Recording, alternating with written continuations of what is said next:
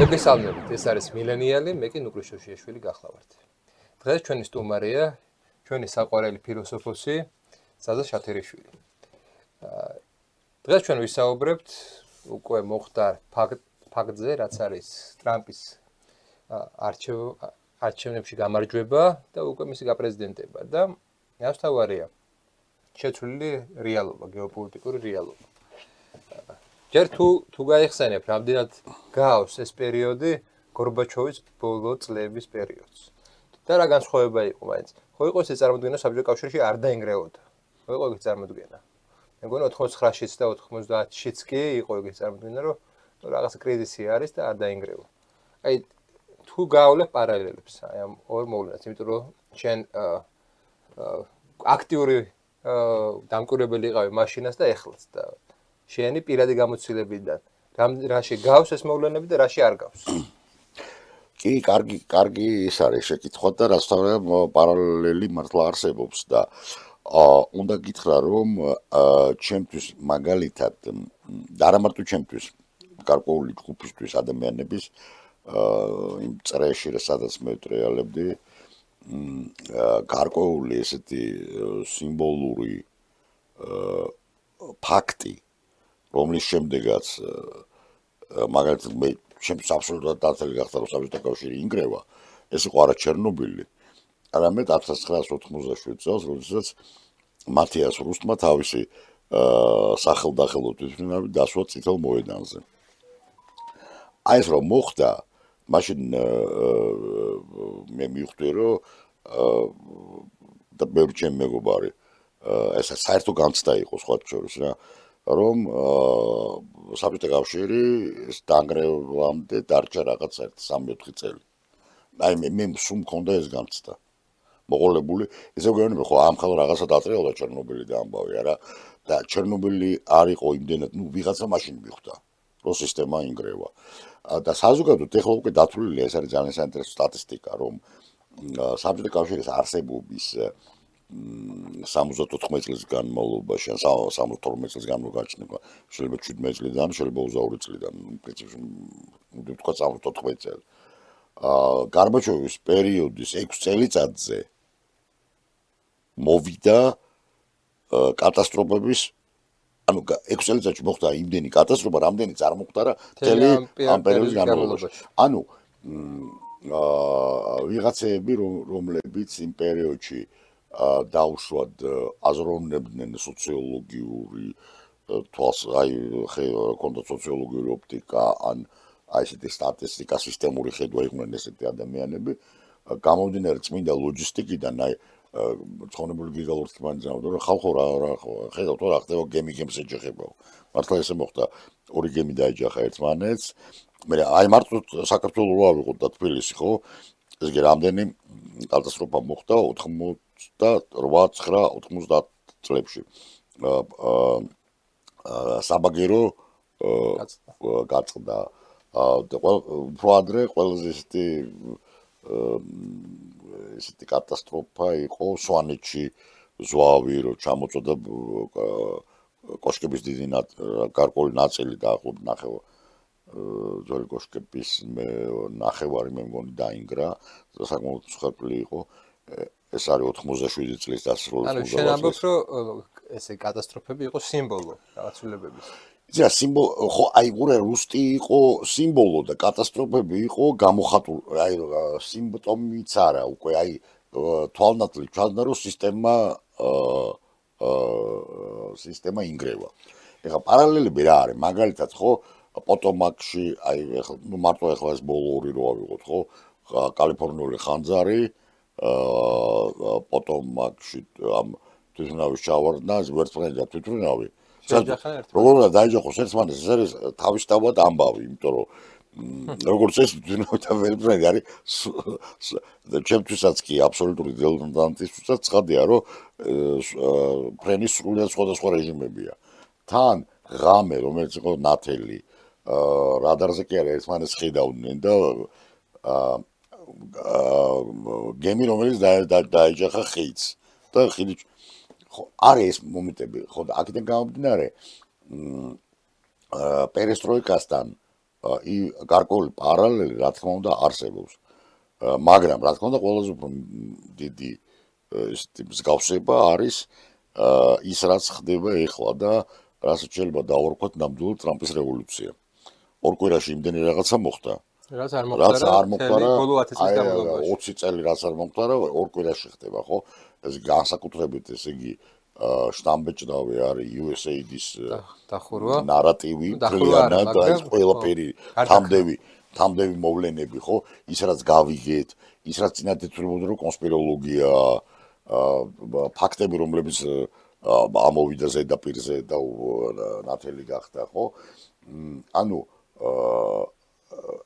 მე ესე ვიტყოდი რომ ის რაც წინათ გვეგონა რომ კონსპიროლოგია ყველაფერი მართალი აღმოჩნდა და ასე თუ გაგრძელდა შეიძლება დავიჯერებთ რომ 1789 წლის ფრანგული რევოლუციაც რო იყო ტამპლიერების მოწყობილი. იცი რა არის საინტერესო იცი რომ იგი ესეთი პოლიტიკა რა სჭირდებოდათ. იქ წერია ახლა მაგ გამქვეყნებულ მასალებში მოკლედ განსხვავებული პოზიციის მქონე განსაკუთრებით ხაზგასმულია კონსერვატორები მათი აზრი ჩაეხშოს სოციმედიაში ფაქტ-ჩეკერების მეშვეობით და ასე შემდეგ. ეხლა ეგ პრინციპში ღია წერია. კი ბატონო. ანუ რა შეაწყობდათ ეგ რა მათ ისინი ხო ისედაც მაგ ინსტრუმენტების გარეშე ფლობდნენ დისკურსს. რა შეაწყობდათ ეგეთი ძალოვანი და ხისტი მექანიზმები იმის როდესაც მარტივად შეეძლოთ სხვა მიმართულებით განვითარებულიყო. ეს გამარჯვებული იდეოლოგიის სიზარმაცის შედეგი ხომ არ არის. აი, თვითონ საბჭოთა კავშირზეც ფიქრობ. აი, იმდენი იმის მიუხედავად რომ ხა ბევრი ადამიანი მეტყვის რომ ბევრი კაი რაღაცა ხდებოდა იქ. ინდუსტრია იყო იქ, მთელი რიგი სოციალური პოლიტიკები იყო. მაგრამ იყო რაღაცა აუტანელი მარაზმების, როგორც წარმომიდგენია და როგორც მსმენია, იყო აუტანელი მარაზმების რაღაცა უაზრო ცენზურები იმაზე, რაზეც რა შეჭირდებოდა ცენზურები კაცეშვილმა არ ეცის. რაღაცა ეს უკვე ოფიციალური იდეოლოგია ესთეტიკა იმდენად იყო მოძველებული და იმდენად იყო დრომოჭმული რა. ვაღარ მუშაობდა პირიქით კონტრპროდუქტიული იყო. თუ კი ეს გასაგები 20-დან და 30-დან წლებში ეს ესთეტიკა მუშაობს, 80-დან წლებში ვეღარ იმუშავებდა რა ეს ესთეტიკა პირიქით იქნებოდა. ხო და აი ყოველთვის ბაქ ეგ შეკითხვა რატომ ვეღარ ხერხდება მოდი რა გადავაწყოთ რა აღარ გვინდა ეგ მარაზმები მოხსათ ეგ მარაზმები და გავაგრძელოთ ცხოვრება. აი ჩინეთმა ხო ეგ რაღაცნაირად შეძლო. შეძლო. რატო ვერ შეძლო ან ამ შემთხვევაში საბჭოთა კავშირმა და მეორე შემთხვევაში ნუ რა ვიცი ხა ტრამპი პრინციპში ეგ არის რომ უნდა გადაწყობა. იცი რა არის სხვათა შორის კიდე ერთი მომენტი რაც აახლოებს ამ ორ პროცესს ერთმანეთთან ტრამპის რევოლუცია და პერესტროიკა ორივე შემთხვევაში ძალიან სწრაფად გადაწყობა და რეფორმების გაკეთება. და ამ სისწრაფემ როგორც ჩანს ითამაშა დამღუპელი როლი. ორივე შემთხვევა. ნუ ახლა მეორე არ ვიცით ახლა მე მაინც მგონია რომ შეერთებული შტატები ალბათ მაინც არ გაიზიარებს საბჭოთა კავშირის ბედს მაინც მგონია. მაგრამ აშკარად დიდი რისკებია. ეხლა რასაც თვალს ვადენებ და მე არ გამოვიწყავ რომ ეს სწორედ იმის ბრალია რომ ძალიან სწრაფად შეეცადნენ იმის გაკეთებას რაც ესე სწრაფად არ კეთდება. ჩინეთსაც შეეხება იქ იყო საკმაოდ ისეთი მომენტი კულტურული რევოლუციის პერიოდი მაოს კულტურული რევოლუცია ძალიან სახიფათო გახდა ყველაფერი ძალიან მეტისმეტად. მაგრამ აი ზუსტად მაგას ვამბობ ნუ ისე მოხდა რომ მაო ცოტა ხალხი პრასა უნდა თქვა მაგრამ ისე დროულად გადაიცვალა უკაცრავად ცინიზმის გამო და დენ სიაოპინმა და დენ სიაოპინის ელიტამ მოახერხა აი რეფორმების ჩემი აზრით ძალიან სწორი ტემპორიტმი მოუძებნა რეფორმებს. აი ეს არის ძალიან მნიშვნელოვანი. ამ ხრივ თუმცა ახლა ჩინეთი მაინც რაღაცნაირი უცნაური სპეციფიური ცივილიზაცია სადაც რუსეთი რა პოზიციებიც არ უნდა კონდეს ნეიტრალურად და გარედან რო ვილაპარაკოთ, რუსეთი მაინც არის დასავლური კულტურა. მაინც კი არა, დასავლური კულტურაა. უბრალოდ მე უფრო მეცაც ვიტყვი, რომ რუსული კულტურა ევროპული კულტურაა. უბრალოდ ეს სოციალურ-პოლიტიკური მექანიზმი ევროპულისგან განსხვავდება. მაგრამ ასევე ამერიკულიც განსხვავდება ევროპულისგან. საინტერესოა, რომ რუსი კონსერვატორები ჰაიდეგერს და ესე იგი სხვა გერმანელ ავტორებზე ახდენენ, რა ვიცი, საკუთარი აზროვნების დაფუძნებას. კი ბატონო. ჩინელებმა მე მგონი მაგას არ აკეთებენ. იმის მიუხედავად, რომ ხა შენ შეიძლება თქვა, რომ მარქსი და ენგელსი აქვთ აღებული, მაინც ჩინური მოდელი, ჩინური რაღაცა მიმართება, მაინც უფრო შორი ტოტია იმ საწყისის, ვიდრე რუსეთსა და ევროპას შორის. მოდი ხა ერთ რაღაცას ვაღიაროთ, რომ ჩვენ კაცილებით უკეთესად ვიცნობთ რუსულ თანამედროვე ინტელექტუალურ აზრს, ვინმე ჩინურს. ეს ერთი.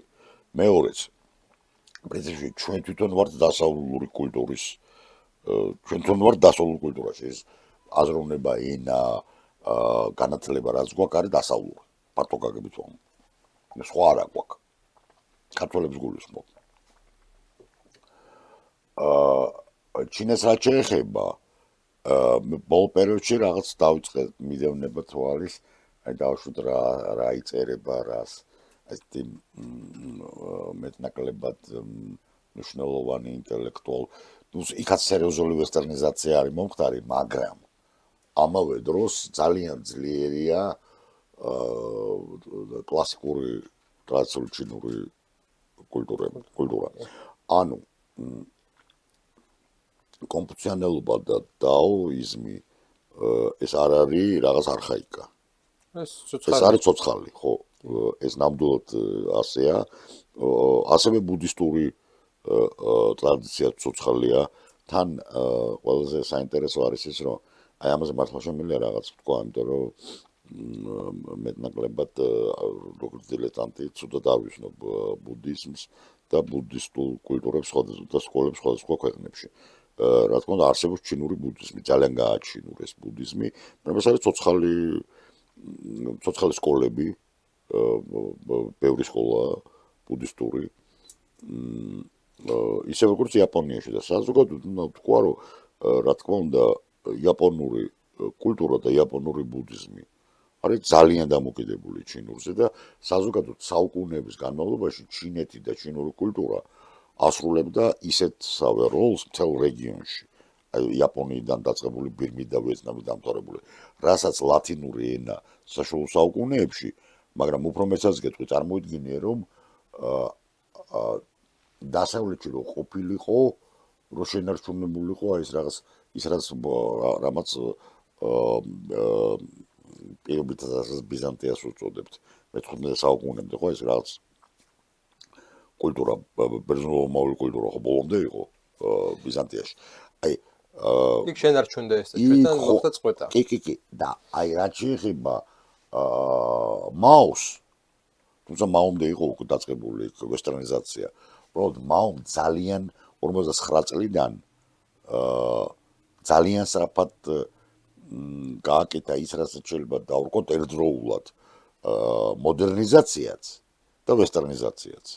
თან ესეთი რადიკალური სოციალიზმის სახით. საბჭოთა კავშირში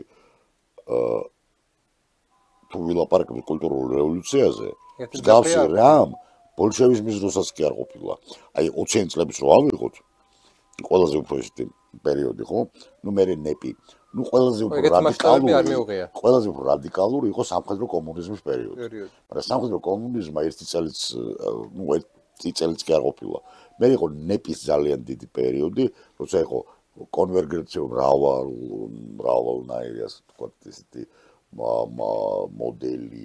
სხვათა შორის აი ნეპი რო გაგრძელებულიყო, ნეპი რაღაც გავდა დენსეაოპენს, მაგრამ აქ მეორე მომენტი არა. მეორე სოფლიო ომს ვერ გაუძლევდა. რა თქმა უნდა, სტალინს ეს მოგწონს თუ არ მოგწონს, რო არ დაეწყო ეს ინდუსტრიალიზაცია და 10 წელიწადში ვარ გაეკეთებინა ეს ინდუსტრიალიზაცია, რა თქმა უნდა, საბჭოთა კავშირი წააგებდა ომს. ხა მეორე მომენტია ვიღაცა სათქმოდა გაუხარდებოდა ეს დავუშვათ ბევრ ქართულ პატრიოტს რომელიც პროგერმანული და პრო მაშინ ისხდნენ და გერმანელებს ელოდებოდნენ ბავარიულ ლუდს ხო გვექნება სოსისი და ბავარიულ ლუდიო ხო ხო ბევრს გაუხარდებოდა და ალბათ გულში ეხლაც უხარეთ უბრალოდ ეხლა ჰოლოკოსტი არ აძლევთ საშუალებას რომ აშკარად მხარი დაუჭირო გერმანულ ნაციზმს მაგრამ აი ეს მომენტი არის სერიოზული ამ ხრივ მე ვიტყოდი რომ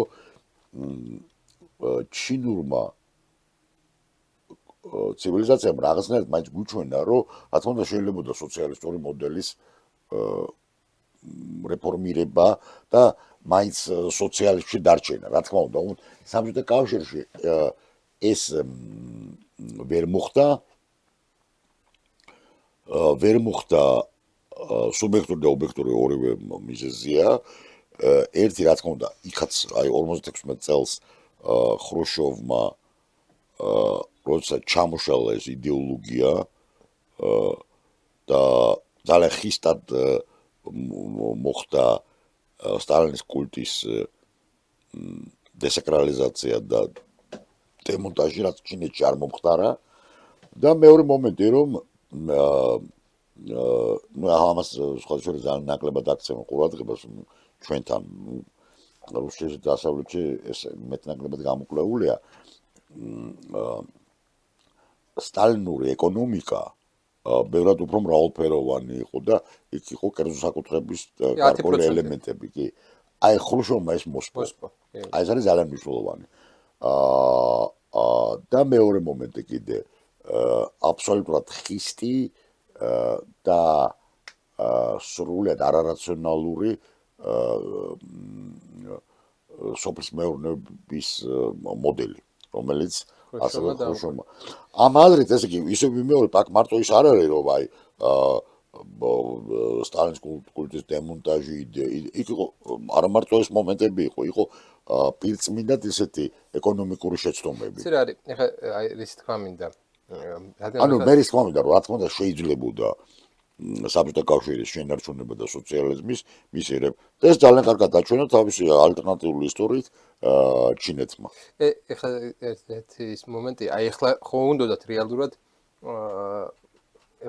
რეალურად რევოლუცია ხო შენარჩუნებული ხო აი ეხლა ჯენზის რევოლუცია ხო USA-ის დაფინანსებული კი ბატონო მე ეცი რაში დარწმუნდი რომ ამერიკელები არ ვიცი თუ ესე ახდენენ რევოლუციებს ესე ამერიკელები დაშლილი არაა საბჭოთა კავშირი თვითონ დაშალეს ძალიან აი ეს კი აი ეს არის იმდენად უნიჭოები აღმოჩნდა ეგეთი რაღაცეებში მოდი ვთქვათ ეს არის ეხლა შენ რაც თქვი ეს არის მთავარი საკითხი რა თქმა უნდა საბჭოთა კავშირი არც რეიგანს დაუშლია და არც ამერიკას და არც დასავლეთს საბჭოთა კავშირი დაიშალა შიდა კანონზომიერებებით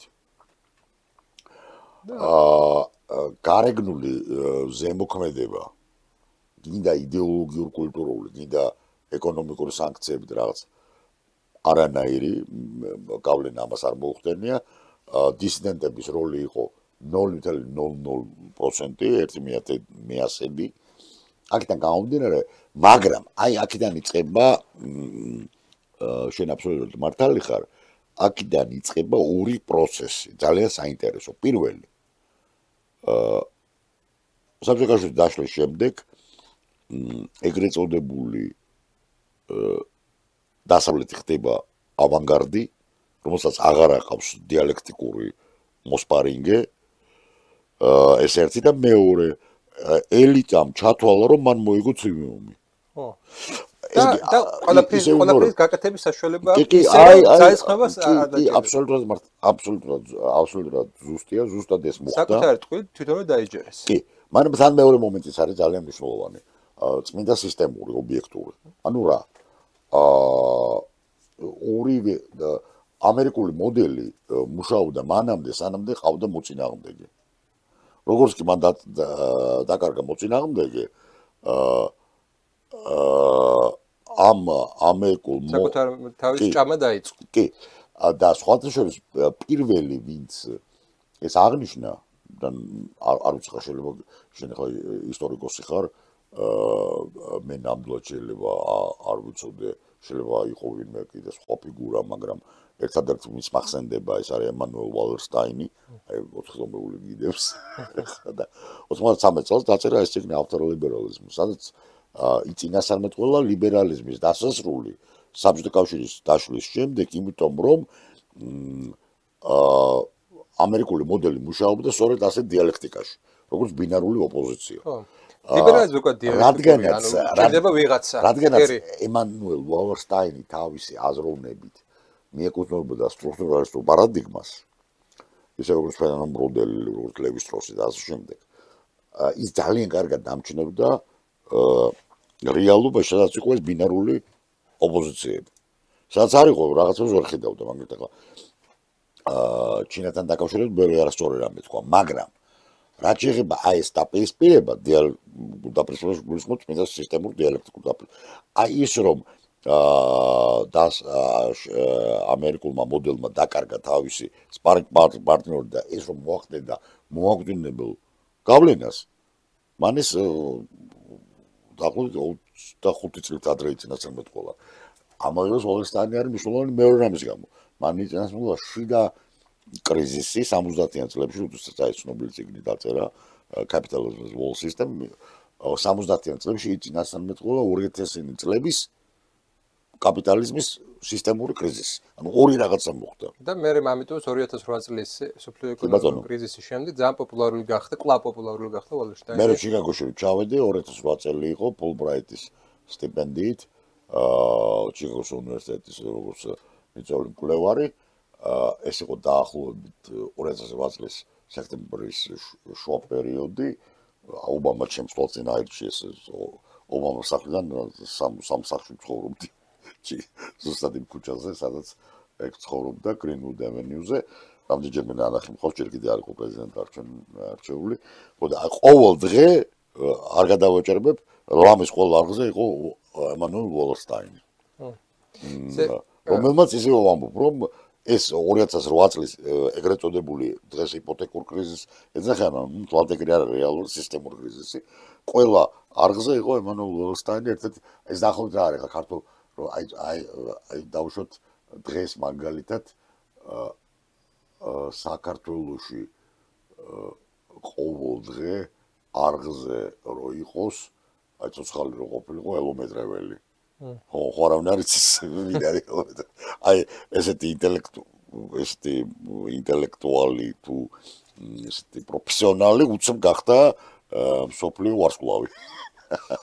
ზუსტად აი დაახლოებით ესეთი სიტუაცია მგონია. აი ჩვენ თავზე მივიწეროთ USAID-ის დაშლა. კი ბატონო. იმის მიუხედავად რომ უპირისპირდებოდით, ჩვენ არ დაგვიშლია ეს.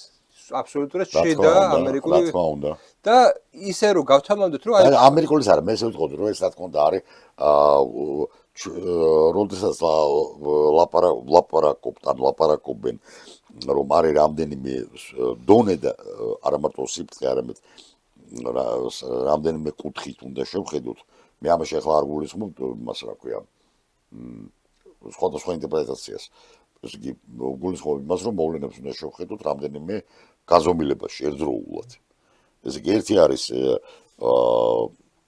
გამომდინარე წმინდა პოლიტოლოგიური კუთხე. დავუშვათ დასავლეთისა და ეგრეთ წოდებული როგორც ეს ამბობენ გლობალური სამხრეთის დაპირისპირება. და მეორე არის სოციალურ-ეკონომიკური განზომილება გამოიხატება ხანდახან ესე აი ტრანსნაციონალური კორპორაციები. დავანებოთ თავი ტრანსნაციონალურ კორპორაციებს ვილაპარაკობთ გლობალურ ეკონომიკაზე, რომელიც უკვე არის როგორც პლანეტარული მოვლენა, მოდი ესე ვთქვათ, ხო?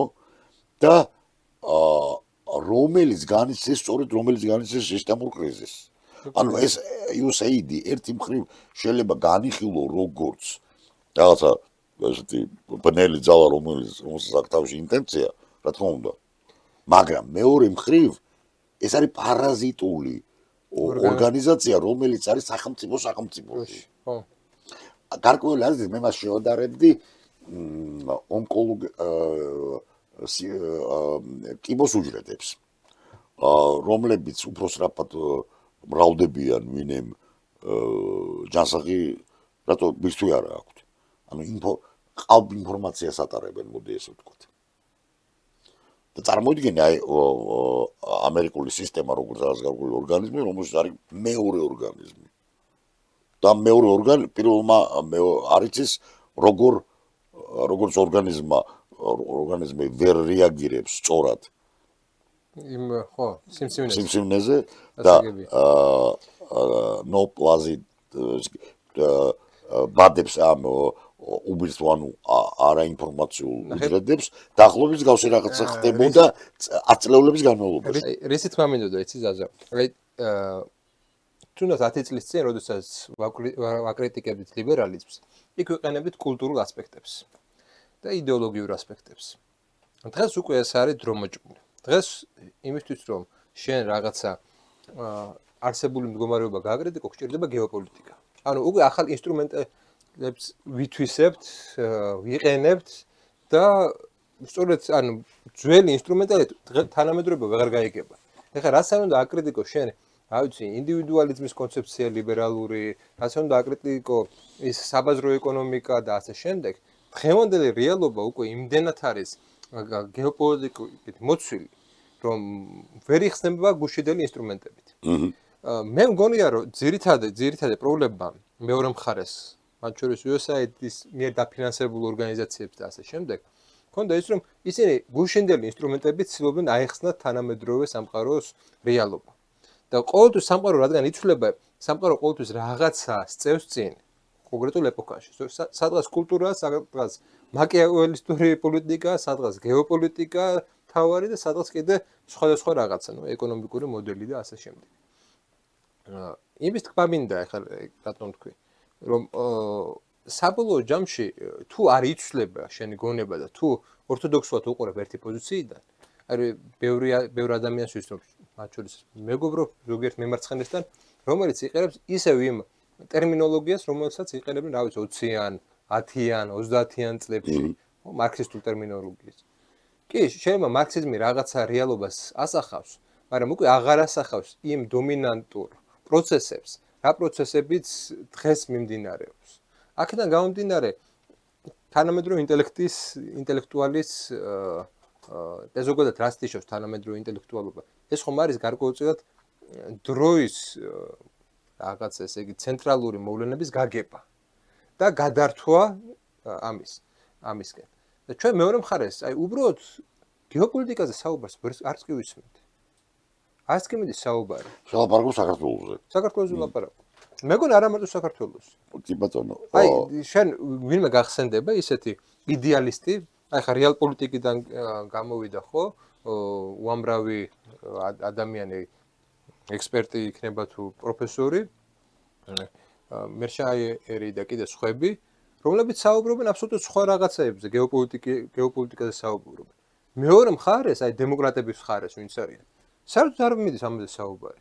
ისევ რაღაცა ძველი იდეალები თითქოს სულ ახლახანს დაინგრა საბჭოთა კავშირი და ყოველს ლიბერალური დემოკრატიის ჯერა. აღარ ჯერა ყოველს ლიბერალური დემოკრატიის. ძალიან კარგი შეკითხვაც არ არის, საკითხის დაყენება. შენ ისტორიკოსი ხარ.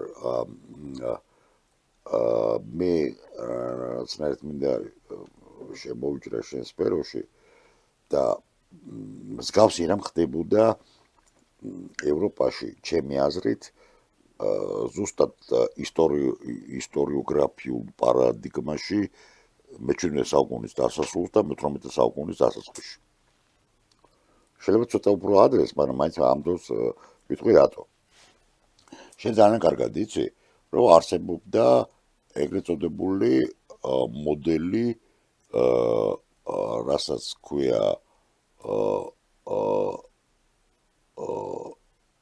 საშუალო საუკუნეებში გამომუშავებული ეს მოდელი ისტორიის ხედვის, რომელსაც ერქვა მსოფლიო ქრონიკა, ან ზოგადი ქრონიკა. ხო, ითვლება, რომ ევსევი კესარიელმა დაუდო ამას საფუძველი, მაგრამ განსაკუთრებით განვითარდა მე-12 საუკუნეებში შეიძლება საქსონ ანალისტის და სხვების დასახელება, ეინჰარდის დასახელება კიდე სხვების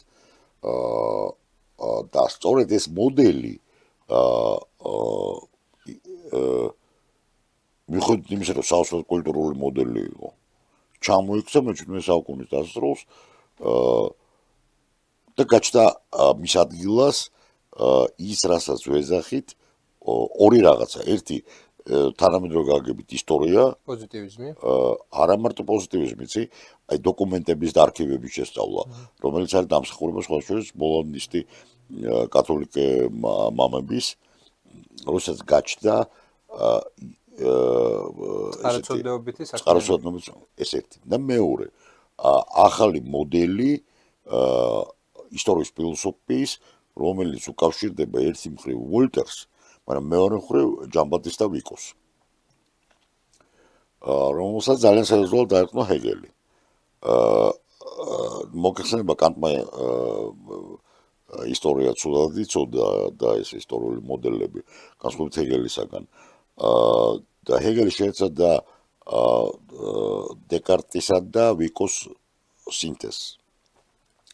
და ვიკოში რა იყო მნიშვნელოვანი, რის გამოც ვიკო დღემდე ძალიან აქტუალურია.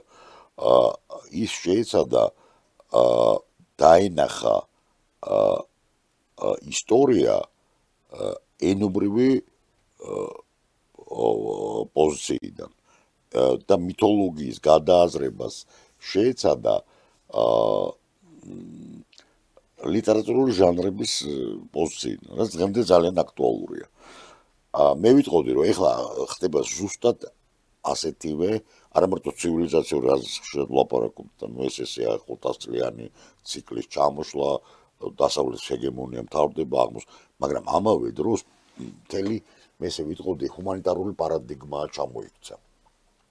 არა მარტო პოლიტოლოგიური, არა მარტო ის, რომ აი ხა შენ მარქსიზმი ახსენე, არა მარტო მარქსიზმი, ეს ძალიან ბევრ რამეს ეხება. უბრალოდ დღეს არის სიტუაცია ისევ მეორე ეს რაღაცა ხდება ალბათ 200-300 წელიწადში ერთხელ.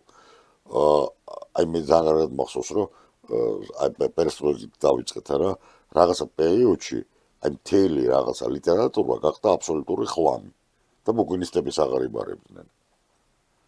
დღეს შეიძლება ეს უკვე საინტერესოა, იმიტომ რომ ისტორიულ არტეფაქტებია. ხო, მაგრამ მაშინ ის იყო ახსნის ენა. აი დღეს არა მარტო აი ფუკუიამამ დაწერა სტატია ამის წინათ. სადაც ამბობს, რომ ნუ აი ლიბერალიზმი კარგი იყო, მაგრამ აი 70-იან წლებში რაღაც შეცდომა მოგვივიდა და აი მოდი დაუბრუნდეთ 70-იან წლებს. ხო, ანუ ეს რას ნიშნავს, რომ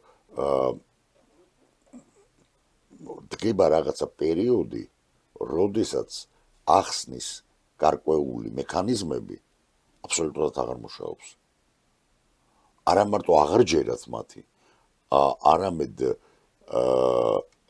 ვეღარ ხდება ენისა და რეალობის ურთიერთმიმართება. დამთხევა შეიძლება არა, მაგრამ რაღაცნაირი ადეკვატური მეტნაკლებად პირველი რატო რწმენა ჩამოიშალა. რაღაც პერიოდში ზოგადად მეცნიერება იწყებს ალტერნატიულ დროით სივრცეში ცხოვრებას. აკადემიაში იკეტება, სხვა სივრცეში იკეტება და მისი ენა რეალობა მიდის აბსოლუტურად სხვა მიმართულებით. როდესაც რეალობა სხვა მიმართულებით მიდის და ეს ენა სხვა მიმართულებით მიდის, ჩვენ ვიღებთ უკვე შემდეგ ისეთ ახსნებს სამყაროს, რომელიც უკვე აღარ ემთხვევა. მაგალითად, აი ლიბერალურ იდეალისტურ წარმოდგენებს, რომ ეხლა არის რამოდენიმე ავტოკრატიული სისტემა, იქ მოხდება რაღაცა ხავერდოვანი რევოლუციები, მოვლენ დემოკრატიული ძალები, ეს დემოკრატიული ძალები რეფორმებს გაატარებენ თავისუფალ ბაზარს ასე შემდეგ და დამყარდება დემოკრატია ლისაბონიდან ვლადივოსტოკამდე, ხო? ეხლა და ეს იმდენად მნიშვნელოვანი ხდება ამ სისტემისთვის. ამის რევიზია თვითონ აკადემიურ სივრცეში და თუნდაც ამ იდეოლოგიური ჯგუფების შიგნით შეუძლებელია რომ ვიღაცამ ეს წამოიწყოს. მაგრამ ამის პარალელურად გარეთ იწყება ის პროცესი, რომ მოხდა ეგეთი ხავერდოვანი რევოლუციები, არანაირი დემოკრატია არ მოუტანია, არანაირი სიკეთე არ მოუტანია, ისეთი სიკეთე რომელიც დაპირებული იყო. რეალობა იმდენად აცდა უკვე ამ წარმოდგენებს, იმდენად აცდა რაღაც ეტაპზე ნათელი არის რომ ეს ენა ვეღარ ხსნის რაღაც რეალობას. ჩვენ თვალწინ ლიბერალები რომლის ტრენინგებშიც დაიხარჯა მილიონობით დოლარი, რომლებიც ისწავლეს დასავლეთში, რომლებიც უამრავ ტრენინგზე არიან ამყოფი, უამრავ ტრენინგზე, უამრავი ალბათ ექსპერტი არის ჩამოსული დასავლეთიდან და უხსნიდა მათ როგორია სამყარო და უამრავი რაღაცა ესე იგი აკადემიური სივრცეც კი დაიკავეს. მაგრამ ამის მიუხედავად უსპად ბალასტი აღმოჩნდა, იმიტომ რომ მათი უნარი აღწერონ ის რეალობა, რომელიც ამ აკადემიური სივრცის მიღმა არის, ან რაღაცა NGO სივრცის მიღმა არის, უკვე აღარ შეუძლიათ. ეს იყო საბჭოთა კავშირის იმ კათედრების, ათეისტური კათედრისა და კომპარტიის კათედრის იმებთ, მეცნიერულ კომუნიზმის კათედრაც იყო, ხო, თუ არ ვცდები. ვიცი, ვეღარ აგიხსნიდან იმ მოვლენას, რაც პერესტროიკის დროს ხდებოდა. ვერ ახსნიდან იმ მოვლენას. აქედან გამომდინარე, ესეთი შეკითხვა. თანამედროვე პროცესები რო ახსნა, რა ენა უნდა გამოიყენო?